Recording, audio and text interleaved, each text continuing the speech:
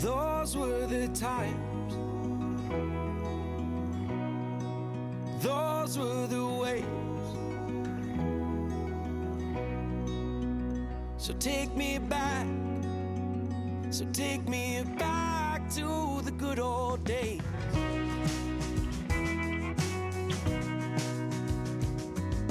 Looking back from here, I can see that we were blind to the burdens we would shoulder and the struggles we would find. But growing made us strong as strong can be.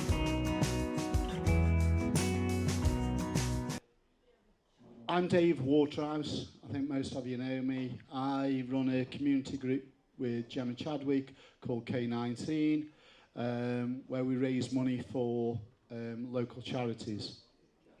A few years ago,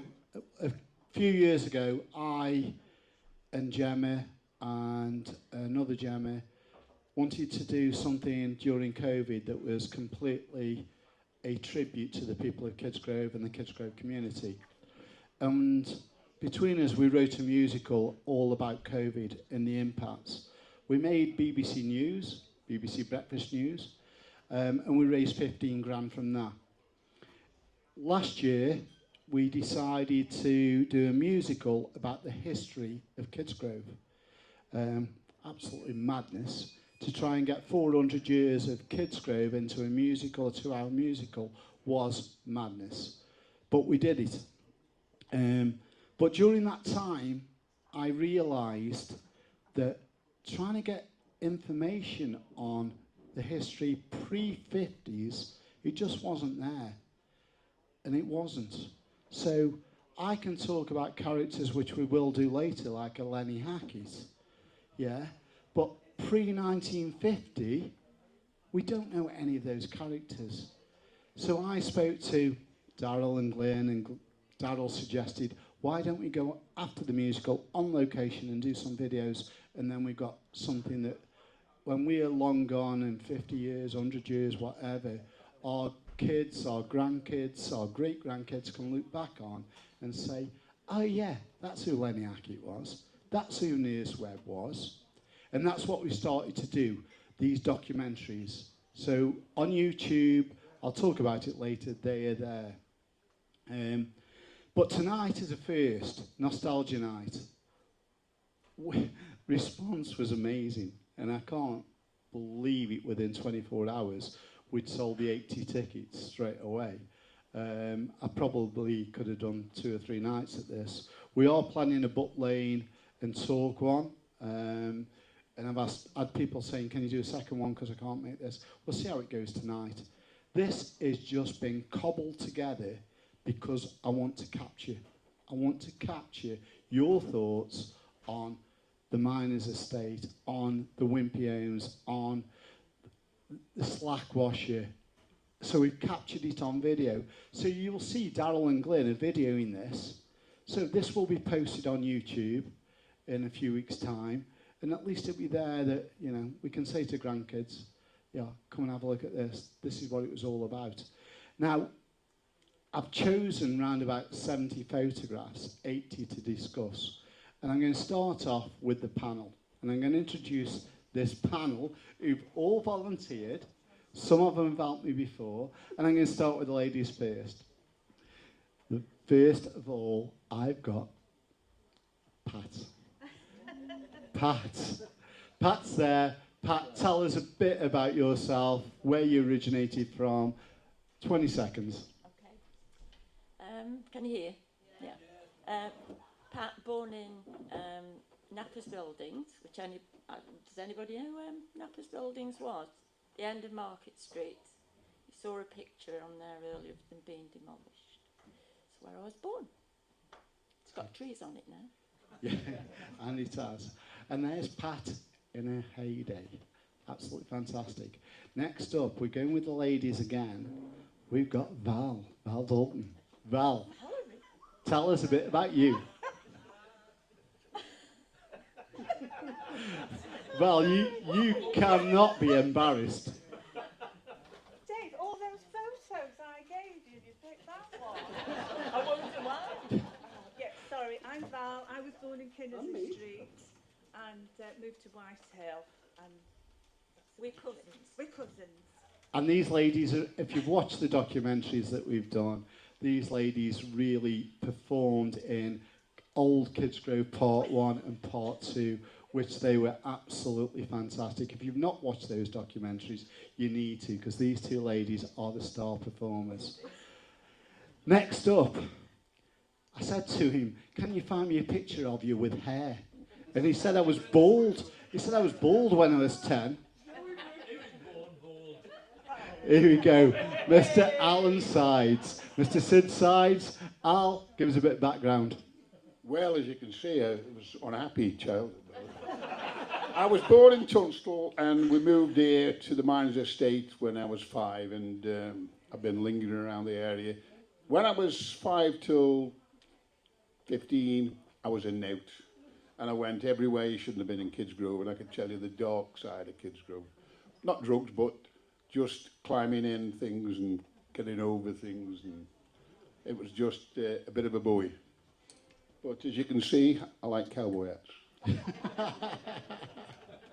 Okay, next up, we've got one of Kidsgrove's finest. And look at the hair there. Mr. Phil Brooks.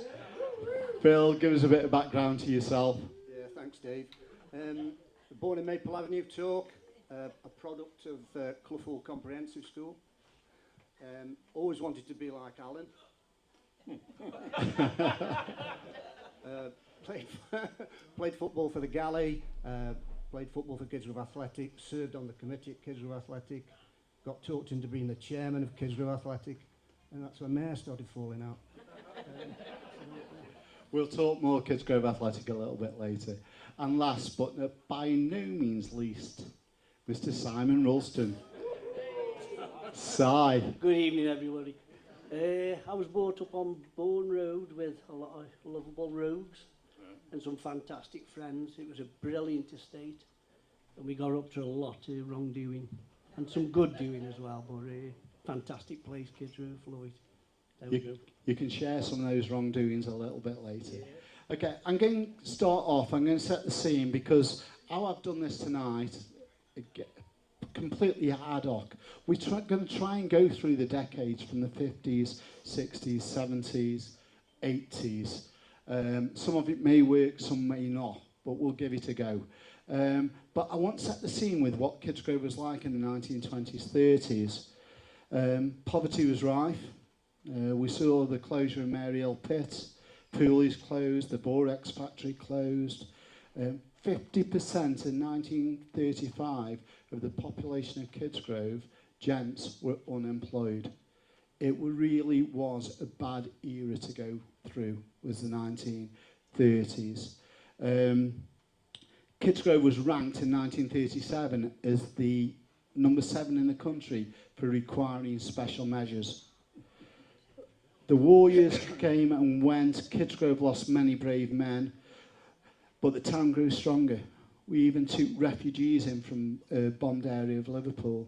In the old Albion pub, which was Kidsgrove Working Men's Club, we had 40 female Liverpool refugees who stayed there from 1940 to 49. It really was a bad time. We escaped the bombing, even though Bircham was a prime target, and it was. Nearest they got was the Goldendale Bath Pool, which was bombed. And then we moved into the 1950s, where things started to change. I'm going to put this slide on now. This is Whitehall Farm. Whitehall Farm was on Whitehall Avenue, just down the bottom there. In the early years, before the development of the housing, there were around about 4 or 5 farms. There was Whitehall Farm, Cobhamore Farm, Whitehall Farm, Hollins Farm and Lowrash Farms. All of those were actually acquisitioned for housing. Yeah? Later to become the Miners Estate and further afield. Okay. This is Whitehall Farm. Whitehall Farm actually sat where the Galley Centre is now. Okay. There's a guy named Gilbert. It was Gilbert and then Stonia who actually owned Whitehall Farm. I'm not going to go into much history tonight, but I'm just starting off with it. So Whitehall Farm, that's Windmill. Some of you will live on Windmill Close? Yeah, on my right-hand side? Okay. It was Gilbert who had the windmill, and it isn't a windmill. People say it's a windmill. It's exactly the same as Mowcop Castle. Mowcop Castle is not a castle, it's a folly. And Wilbraham at Road Hall had Mowcop Castle built, and what Gilbert did, he had that building built on Windmill Rise. Okay, so that's going back to the early years, a bit of history there. Now, as we go through these, if anybody's got any questions, you must shout out, raise your hand. I've got the lovely Tracy at the back, who will be coming round if you do want to ask a question. Ideally, because the panellists have volunteered, we need to keep it quite sort of tight. And I can imagine we're going to be discussing things such as galley discos, and people are going to be in the room saying, oh, I used to see her when I was there, or whatever. So Joey Briggs, shut your mouth. We need a little bit of control on there. Okay, so we're starting off with Dove Bank. So Dove Bank 1960s. Anybody go to Dove Bank School? Yeah, quite a few of you. There's 2 photos here from the 1950s, 60s. But on this picture, it's the old Dove Bank School. It was demolished in 1968. On the right-hand side, far right, you can see where the new school was just about to be built. A couple more pictures of Dove Bank. There we go. That was prior to demolition. And here's one of the teachers, 1950s teachers. The guy second on the right, at the bottom, he appears on lots of history pictures of Kidsgrove and schooling in Kidsgrove. I don't know his name, I should do, but he definitely... Mr. Morehouse. There we go. Answered straight away. Thank you for that. But yeah, that's one of the pictures from the old teachers from Dove Bank. Here's some of the pupils. 1953-54. I will say with any of these photographs, if you want any of these photographs, just see me afterwards. A lot of them do appear on Kidsgrove Past and Pictures, but there's only so many. I've over 3,000 photographs of every school in Kidsgrove, so just drop me a message. That's Birchwood Nursery, yeah. See the red rocks in the background? Yeah, which most of you must have played on or your parents played on. But yeah, that's Birchwood Nursery. There's another one from Birchwood Nursery. 1953, I think that one is. So if you're born around about 1948, you could potentially be on that picture if you went to Birchwood. Interesting picture is the air raid shelter at the back of Birchwood. Now, during the war years, there were 172 air raid shelters in Kidsgrove. Yeah, 172, that's one of them. And that was the back at Birchwood. Right, we'll start the discussion. Okay, in 1950, Jack, anyway, the landlord of the Lamb in 1950 decided to put together a list of pubs from 1930 through to 1950. There were 44 pubs on here, 40 within a mile radius. Yeah? They're all pissheads, yeah. You're not far off. But, you know, when you look at some of these pubs, you've got what we've got first of all on there. We've got on Market Street, we've got the Blazing Cat. We've got Staffordshire Knot, Queen's Head, Albion Inn, and a couple more. 44. I've got pictures, literally, of probably 75% of these. 75%. There are a couple I'm missing, which we'll come on to later. But panellists, can I ask any of you to tell me where that is? Long Grove. No? Hardings Wood. Anybody in the audience know? Tavern. Canal Tavern. That is the Canal Tavern car park. Right? The Canal Tavern car park was down here, and this used to flood all the time. So these, literally, in the memoirs, there's loads of memoirs down at the library. They moved these in around about 1950 up to 3rd Avenue. But those houses used to flood. But that is the current car park at the tavern. Now, this is a picture nobody can give me the answer to. This picture is 1952, or thereabout, because we've got the Long Live the Queen, the Queen's coronation. I'm trying to find out where that photograph was taken. And nobody can tell me. I thought it was the Queen's. Some people have said it's the Albion, possibly. But nobody can tell me. But somebody must recognise their granddad, their great-granddad. I'm not sure. But that is one I'm looking for help with. Same with this one. John Aiken and can't remember the lady's name, but this is a star. Yeah. Top of Atwood Street. I have not got a single picture of the star at the top of Atwood Street.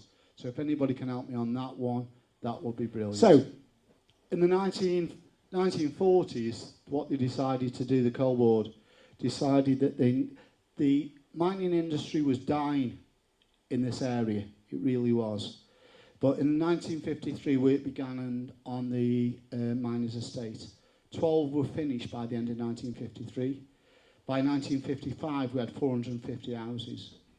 Rent was between £1 and 25 shillings per house. There were 450 tenants, but only 82 went to local miners, which is amazing. The other 268 went to number one. Number one was the Polish. Number two, believe it or not, were Italians. Number three were South Wales. Number four were Yorkshiremen. And number five were Durham. That's the order at the 268. Okay. Now, on this, anybody spot anything peculiar on the map, the original map? Yeah. So Phil's just said Durham Road. So you got Durham Road there. So Durham Road. Where's Durham Road? Anybody know where Durham Road is? No, it isn't there. Yeah, somebody's just mentioned at the back. It's where the galley is. What happened was, because the galley was built a couple of 100 yards further up the bank, and they found out the foundations weren't safe. So they ended up moving the galley down the bank a couple of 100 yards, which meant that Durham Road never, ever actually occurred. So they started building the miners. Here's a good picture. I like this one, Norfolk Road, 1955-56. Tom Moran, Len Steed, Jim Sweeney, Dennis Kelly. I don't know if anybody recognises any of those names. Yep. You do? You recognise them? Which ones do you recognise? Dennis Kelly was a boyfriend of my aunt. Came from Golden Hill.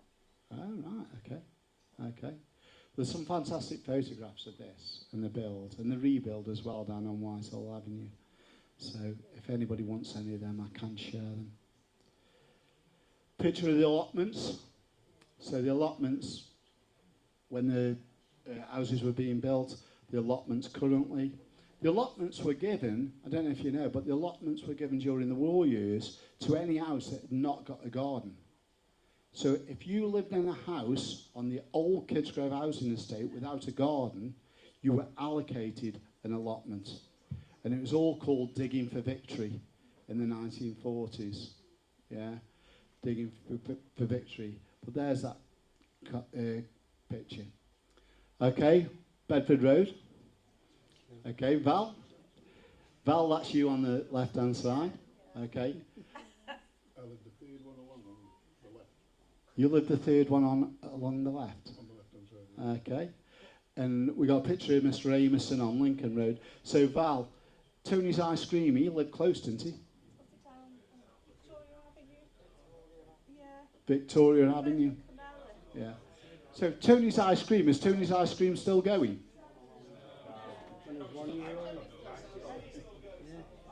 No, he's still, no, I mean, is he still alive? Yeah, I thought he was. I did think he was. Yeah. So Tony, and I remember Tony as a kid, being the ice cream man. The galley, we got some pubs here. We'll come back to the galley. We've got loads of pictures of the galley. We got the Bridge Inn. Okay, the Bridge Inn is opposite Becky's Flower Shop, where the toilets are now, just as you go under the bridge. That's why it was called the Bridge Inn. Highland Laddie.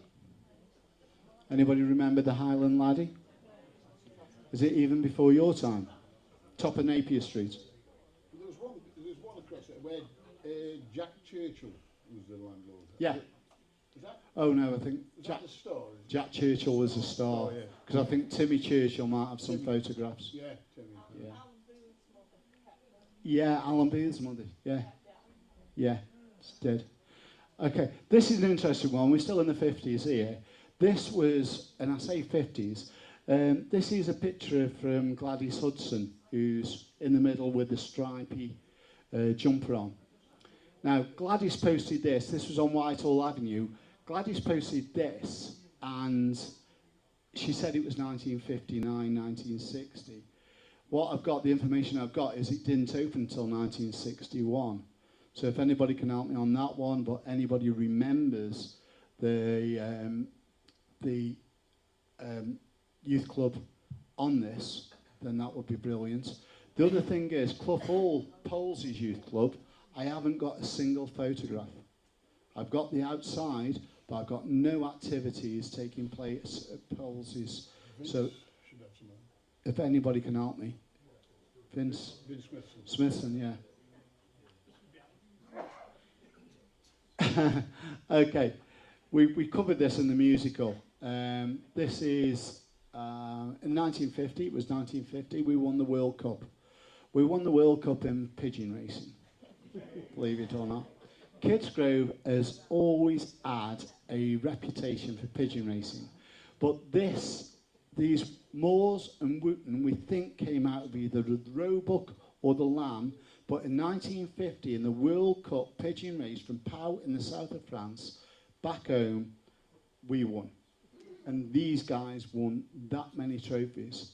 But in the musical, we talk about the bird was named Shy Lady. And in the musical, we talk about never, ever, ever have we seen a shy lady come out of the miner's estate. No chance. Absolutely no chance. But yeah, pigeon racing has always been big in the area.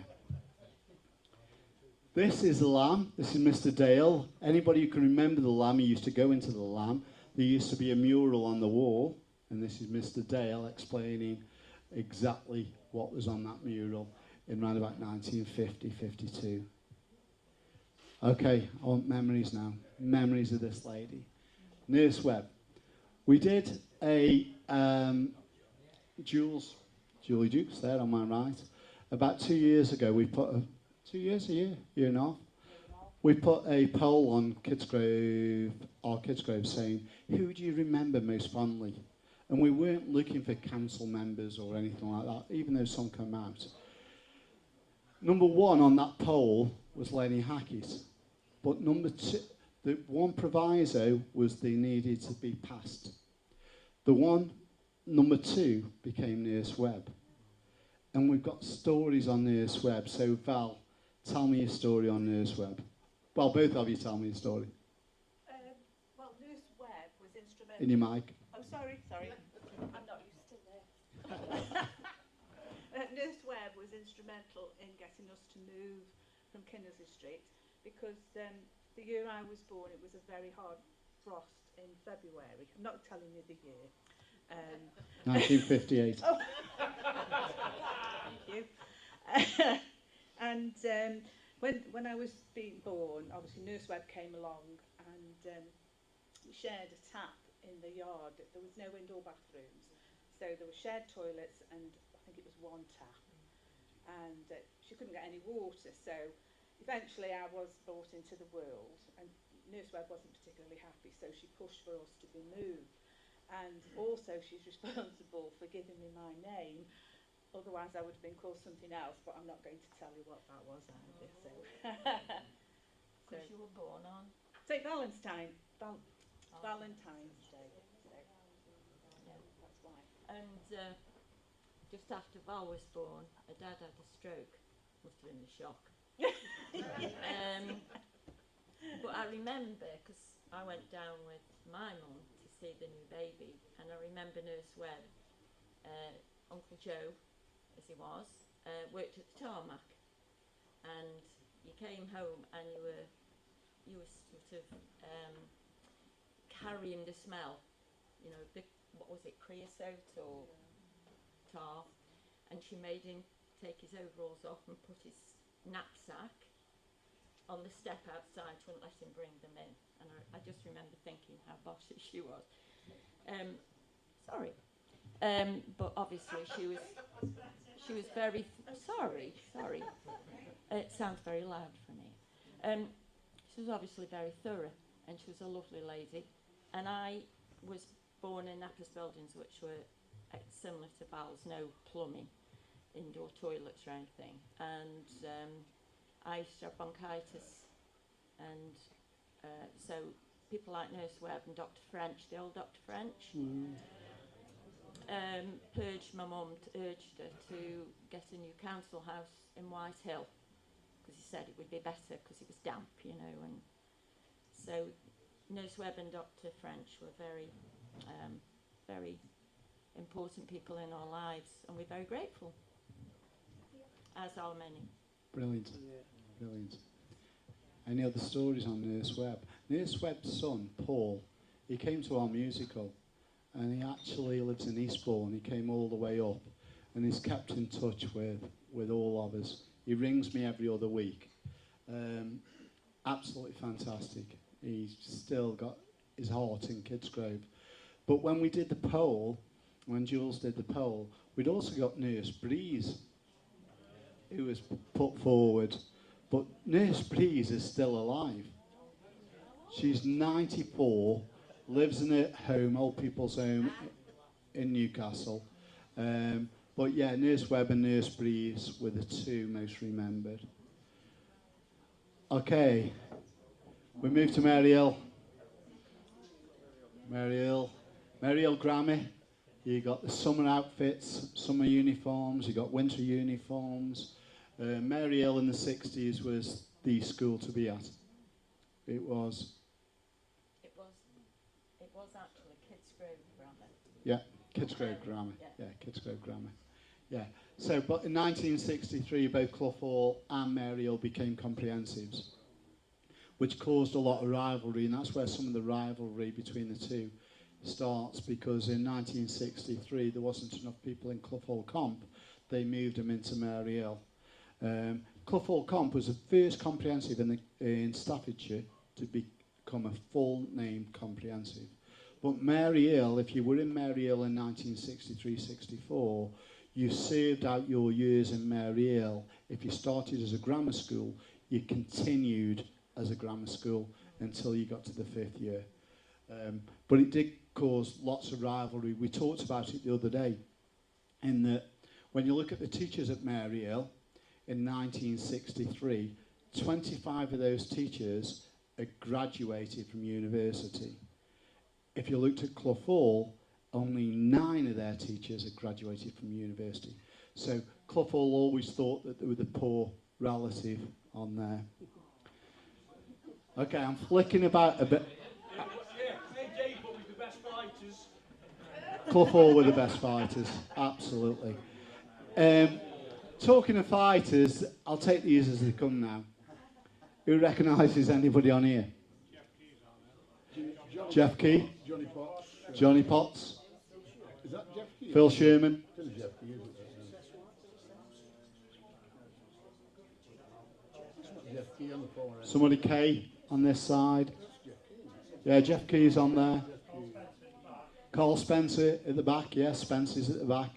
Again, this is from the Lamb.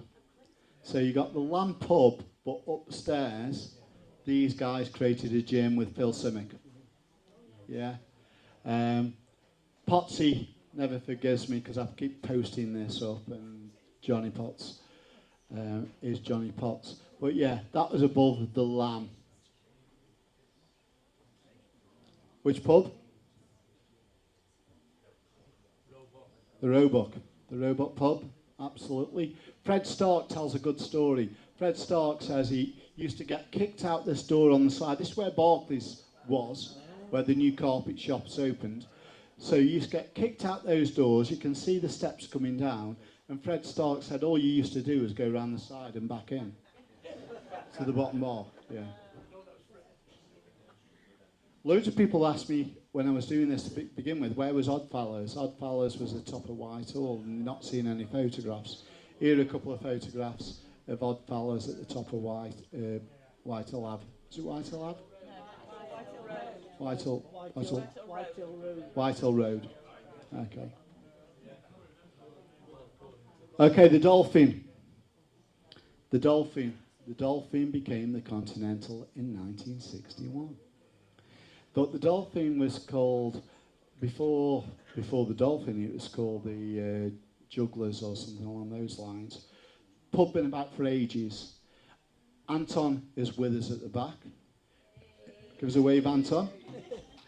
And it was Anton's father who actually took over as landlord in 1961 of the Continental. Now the Continental, I don't know if you guys have got any stories about the Continental. No. Speaking to Daz Cole's dad, and he was telling stories for the musical, he said he would go in there when he was 14, 15, and he would walk in, you had to sign in as you went in. The floors were covered in ale, but you'd go in and within 10 minutes you're dancing on the tables. The Continental was called the Continental because it was, in his words, a league of nations. You would have Latvians in there, you would have the Polish in there, you would have the Italians in there, and that's where the Continental got its name. The Continental sounds like a fantastic pub. I wish we had more of them about at the moment.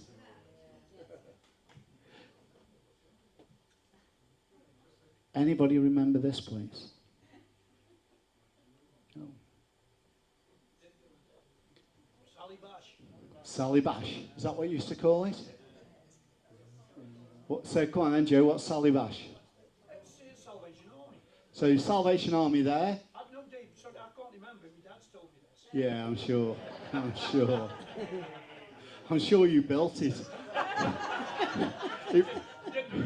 It fell down 2 years later. But yeah, we got the Sally Army, there. We got the old church on the left-hand side. That became later Oakden's. And if you remember Oakden's, Oakden's did all the furniture, etc. They got a place on Market Street. Yeah. You used to go there, 99% of the population in Kidsgrove used to go there and pay on Providence. You used to pay on tick. Nobody in Kidsgrove in the 1950s, 60s, or very few, actually paid up front. Everything was on tick. But yeah, it was the primitive church. We got the Salvation Army, top of Napier Street, School Street, whatever, School Lane. But yeah, and here, 1965, are some of the Sunday school goers. So if you went to the Sunday school and you are probably born 1957, 58, you could be on these photographs. Diane Slack, Gordon Slack's wife and his sister, they're on that photograph. There's 2 or 3 people that have identified themselves on there that we know. Then we start to looking at the slum clearance. So in round about 1955, 56, they decided that Arthur Kidsgrove was going to be demolished. Yeah, they weren't fit for human habitation. These are a few of the pictures from the old Kidsgrove, and myself, Pat and Val, we walked the area, and it's in one of the videos. Val, can you remember what this abattoir was? The slaughterhouse? No. You got it right last time. Was it Hutch? Who's? Oh, was it Leesy's? Anybody know? Leesy's bottom left. I thought it began with H. Where's it, sir? Bottom of... Is that Napier? I think it's Napier. On the left hand. There were so many slaughterhouses, which people didn't realise. There must have been at least 20 slaughterhouses. Hancock's. It was Hancock's slaughterhouse, that one, on the left-hand side. And again, looking up to the top. It is, we have got the Island Ladder right at the very top, so you can see on this side, this is the Island Ladder looking down. And right at the bottom, you can see where they're building Vinebank Road. Yeah. So most of the demolition took place in the 1960s, right through to, from 1963 right through to 1969. We can see on this one, anybody know the pub on the right-hand side after the planks? The Bellevue, yeah. The Bellevue Boozer. I think it was Ivy Hurst. She ran that and she got first offer of running the galley in 1966. She was the first landlady to be offered, you can have the galley. There's another look up, exactly the same. Like I said, I've probably got 150 photographs of old Kidsgrove, so it's trying to get it all in. So we're on Vinebank Road, yeah, building Vinebank Road there, going along.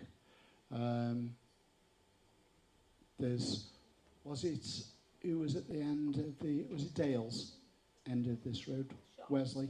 Dale's shop, yeah. There was Waits. You got Waits, Mr. Terry Waits' cousin, And then on the other who side, you had a crush for. No, I didn't. Yes, you did. Yes, you did. It's not true. They were just very nice people. And then there was Dale's haberdashery. Yeah. Children's clothes. Yeah. On the opposite side. Okay. But you did have a crush on him. No. You told us about playing in the woods in Scholar Green. Actually, it was hide and seek in someone's garden. Hide and seek in someone's garden. Okay. Here we got a picture of a procession. Kidsgrove Working Men's Club, which we're in today, Kidsgrove Social Club. Okay, that used to be on the corner there, far left-hand corner, and that's a close-up. So the Labour Club is here on the left, on the bottom left, and then opposite was Kidsgrove Working Men's Club. And that's a procession, and we got a few pictures of that one a little bit later. And there's the Labour Club, as it was in 1971, with the Masonic in the background. Couple of pictures. So we got Napper's buildings, and people don't realise about Napper's buildings. And we got Kinnersley. Val, which one's yours? It's on the top left-hand side, just, round about there. Yeah. So that's where Val was born. Yeah. Pat? The one at the end there, and that bedroom window is where I was born. That's where you were born. Yes. Absolutely fantastic. And when we did Kidsgrove Part 2, old Kidsgrove, but it was very much a downtrodden, it was very much the poor area within the years, if you lived in Napper's buildings. Yep. Okay, we've got the road going up to Kinnersley. In the background there, you can see the Swan Hotel. That was the Swan Hotel, if anybody can recall the Swan Hotel, the big building. I think we got a better picture here than we have. So this is the Swan Hotel. Lots of weddings were held there. The 3-story building next to it was more like it was like a boarding house. It was like a bed and breakfast type without the breakfast. And then right at the top, you can see the lamb. You can see the Lambuza. What was the building, the big building on the other side of the road there? Was it the co-op? Was there a co-op there? Do you mean on the other side of Lamb Street? Yeah. Is Mrs. No, Holford's? no, on the same side as Vinebank Road. Oh. On the corner there. I thought it was a big building, that really big building there. Oh, I don't know. I can't remember. We'll come back to that. No, obviously not. So there's a really old photograph of Kinnersley and Val's house. Red Rocks. Yeah. Okay, Red Rocks, Red Rocks.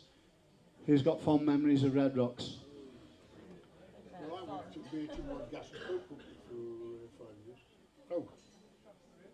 Well, I worked at Bygone Gas and Coke Company for 5 years, and I remember that all those being tipped there and one thing and another. And they used to have, just further down from there, a bug house where there was a huge tank and they had bugs to eat the chemicals. And we had to go down to make sure the temperature was right. I don't know if they ever escaped. I think looking at some people in here. But I'm saying nothing. A bug tank. Drinking the water. Yeah. And again, a few more of Red Rocks. You know. Okay, who remembers this building in the background? That's my family. Yeah. That's your family? Fantastic. Oh, brilliant. Absolutely brilliant.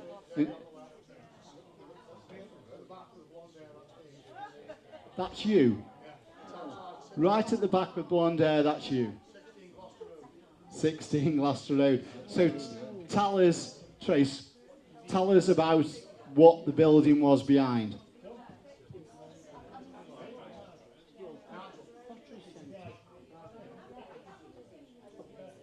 Okay. Tell us about that building behind then. The building behind was just a civil defence centre. Yeah. So that's 16 Gloucester Road, right outside my house. And I used to practice heading around the back of there against the wall. Yes, I remember that. Heading it against the wall. Hours and hours on end. Yeah. And just up to the right was a football pitch. Yeah. And then obviously if you kept going over the back there, you came to slag wash in the Black Hills. Yes, that's good. Well, I'm amazed at that because that's me at the back. My sister Debbie on the left, sister Val in the middle, and my baby brother Nigel on eating the ice cream. I remember. That's it, yeah. Fantastic photo.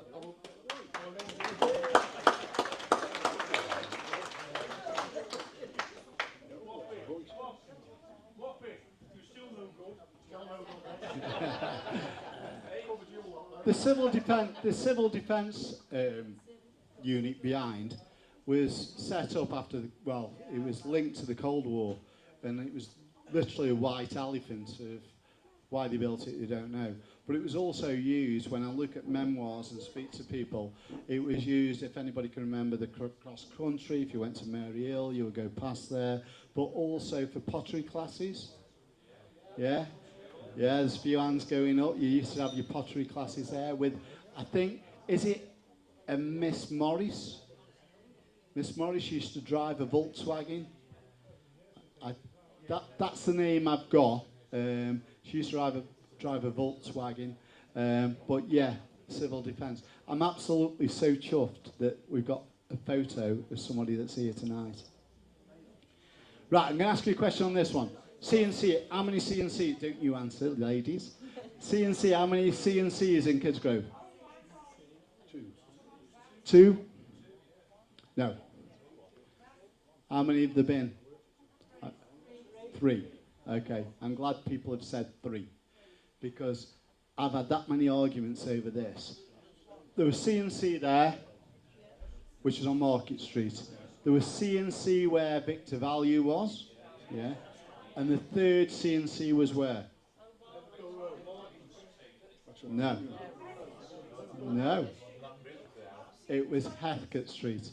But first of all, before I show you where it was on Heathcote Street, C&C, what does it stand for? Cash and carry. Alex Humphreys, multi-millionaire, started that before he sold out. But the third C&C was next to Tico.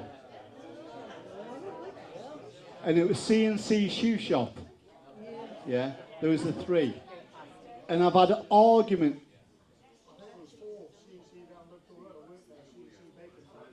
Well, we've got four now, C&C Bacon Factory.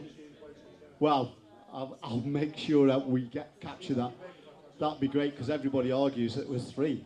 But this one was. And I got the likes of a Fred Stark, who's been about for quite a few years.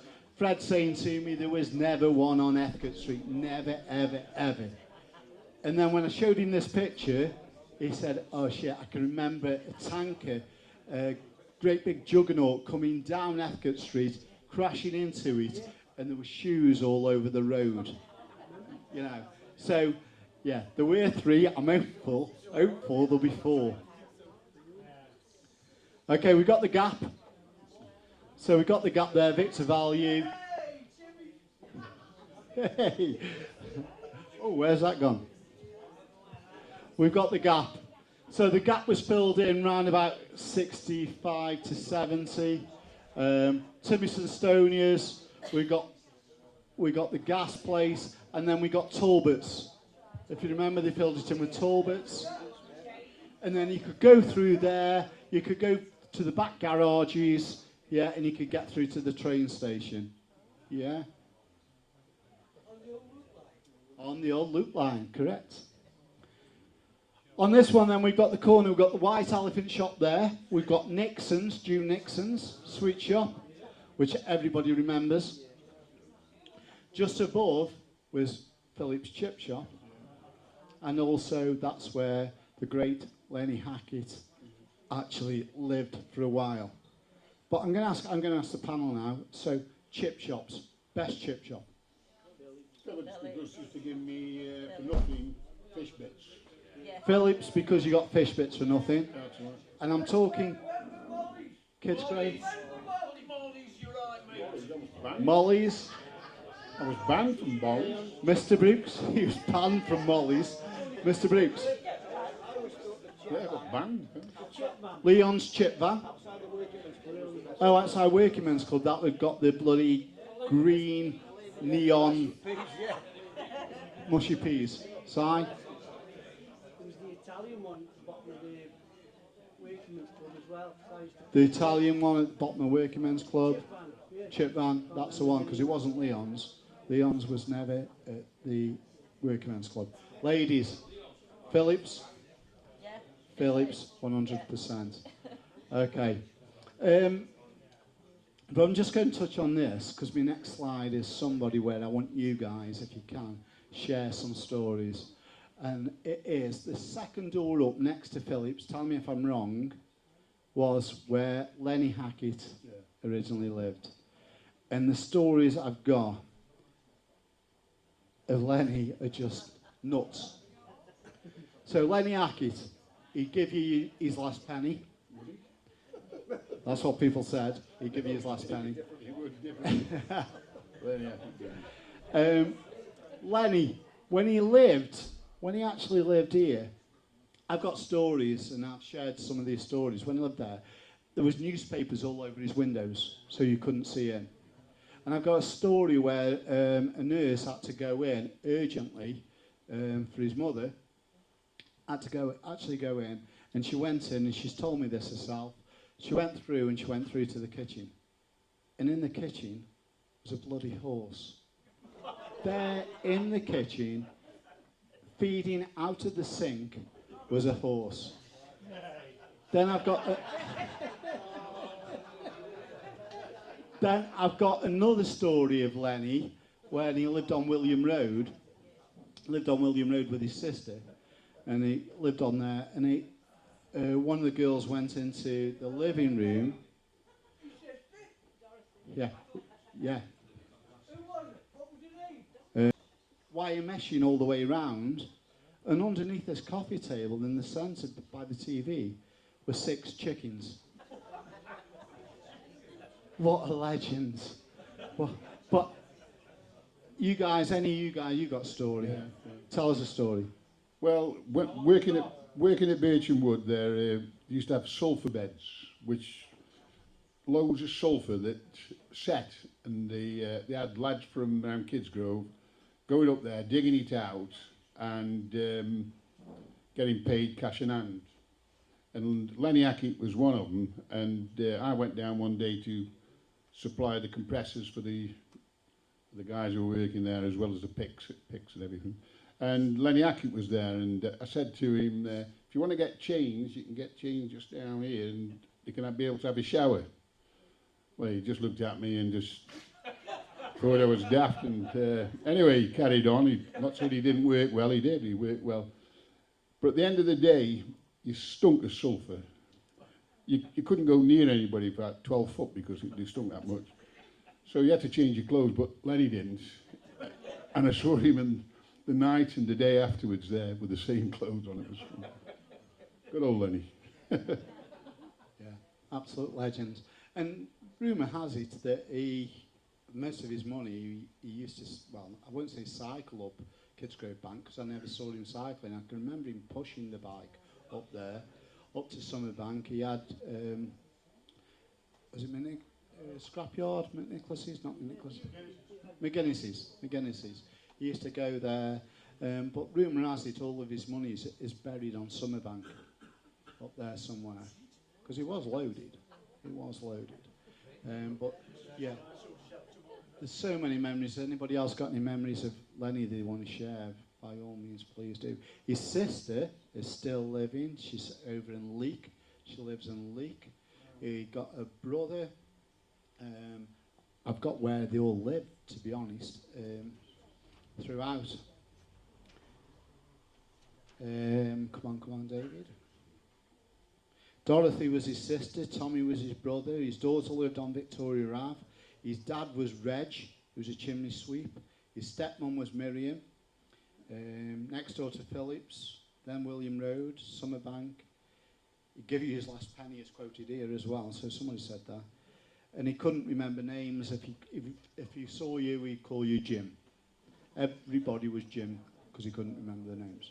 Dave, my dad used to work with him at Bircham Wood, and he used to eat cold beans out of the tin and make his cup of tea in the same tin.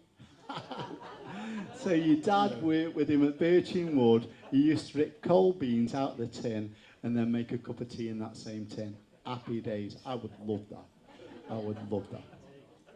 Okay, we've gone just over an hour now, so we're going to take a break, a 10-minute refreshment break, and then we'll come back, and what we're going to do in the second half is talk more about the galley times. We're going to talk more about the Val, the cinemas, and we're going to talk more about the 70s, the 60s, 70s, 80s.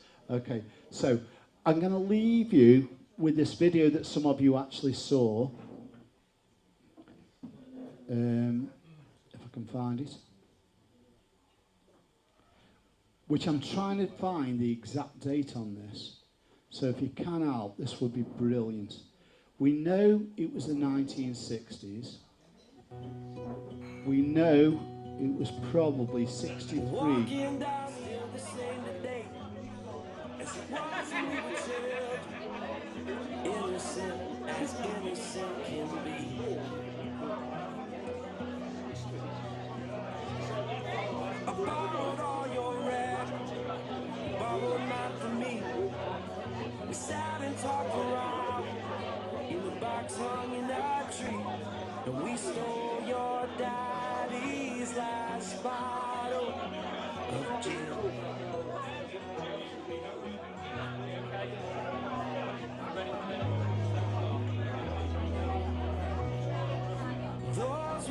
Good evening.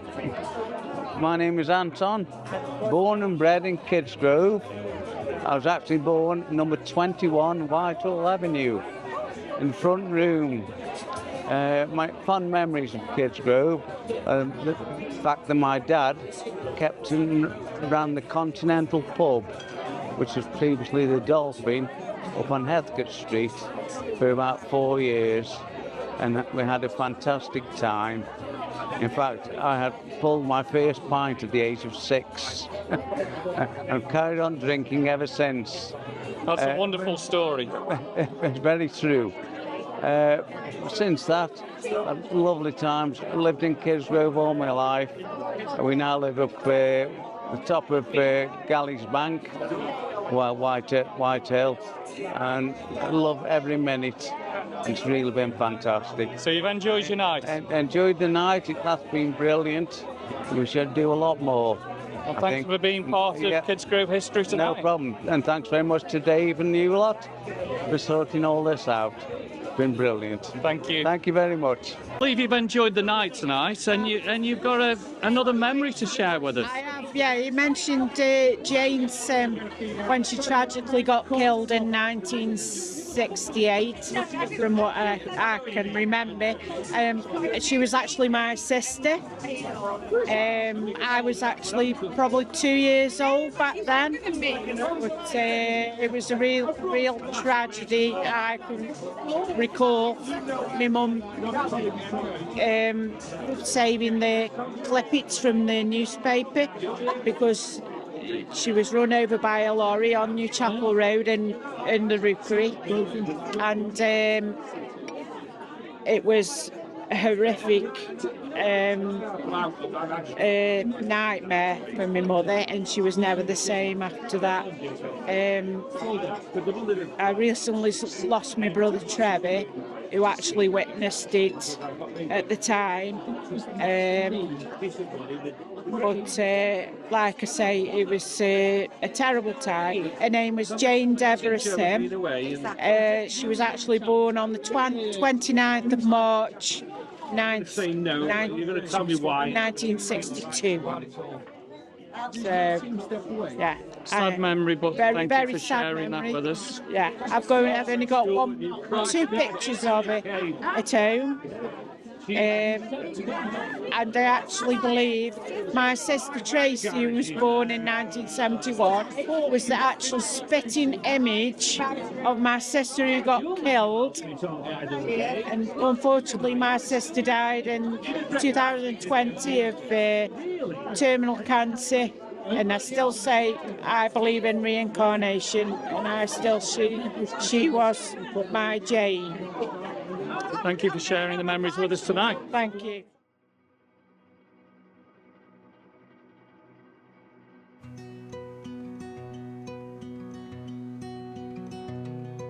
Walking down the avenue where we used to play, the house on the corner is still the same today as it was when we were children, innocent as innocent can be.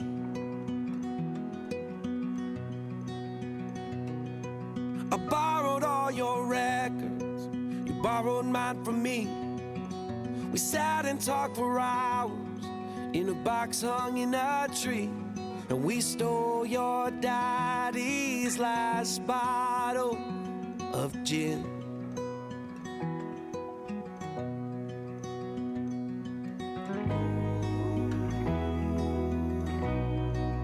Those were the times.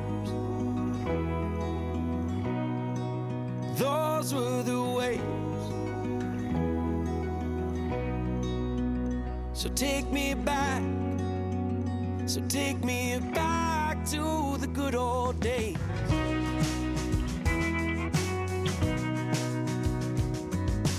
Looking back from here, I can see that we were blind to the burdens we would shoulder and the struggles we would find. But growing made us strong as strong can be.